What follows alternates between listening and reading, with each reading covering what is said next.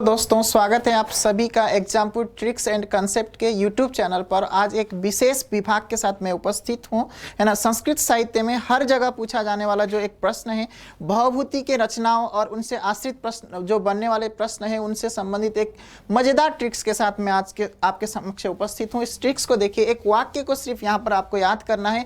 इस वाक्य में इनकी सभी रचनाएं और इनकी जो रचनाओं में जो अंक हैं और इनकी उपाधि है, उन सभी को मैंने यहाँ पे इंक्लूड किया है। इसको देखिए ध्यान से, है ना। तो भवभूति के वीर राम ने माधव को पदवाक्य प्रमाणज्ञ की उपाधि दी। तो ये वाक्य है, इस वाक्य में इनके सभी पक्षों को यहाँ पे रखा गया है। इसको देखिए ध्यान से। भवभूति यहाँ पर कवि हैं और इसी प्रकार से वीर से तात्पर्य यहाँ पर महावीर चरितम इनकी एक बहुत प्रसिद्ध रचना है, इसको हम लेंगे। इसी प्रकार से राम से तात्पर्य यहाँ पर जो उत्तर रामचरितम है इनकी, जो जिसके कारण इनको प्रसिद्धि मिली है, उस रचना को हम यहाँ पे लेंगे। और तीसरा जो पद है यहाँ पर माधव से हम लेंगे मालती माधवम। तो ये तीन भवभूति की रचनाएं हैं, इनके ही कारण भवभूति संस्कृत साहित्य में प्रसिद्ध हैं।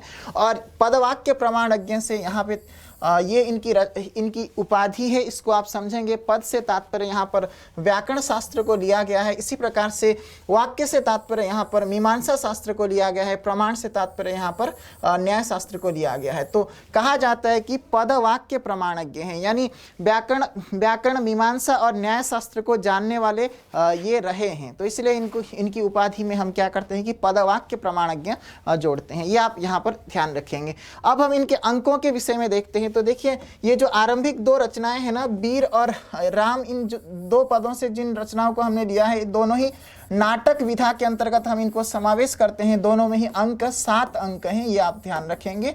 7 अंक हैं। तो इसी 7 को आधार बनाते हुए ध्यान रखना है कि 7वीं शताब्दी का उत्तरार्ध इनका समय रहा है।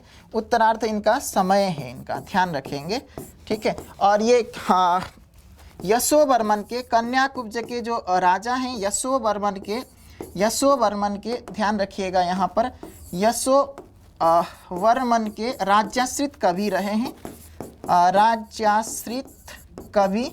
रहे हैं, तो यहाँ पर आपको ध्यान रखना है कि वीर से तात्पर्य ये जो रचना है ये वीर रस प्रधान है। यहाँ पे ये भी आपको ध्यान रखना है।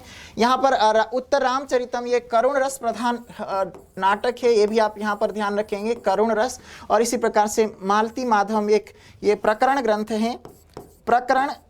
ग्रंथ है और इसमें प्रकरण ग्रंथ में 10 अंक होते हैं, हमेशा ये ध्यान रखेंगे। और ये इसमें जो है श्रृंगार रस की प्रधानता है, ये आप ध्यान रखिएगा।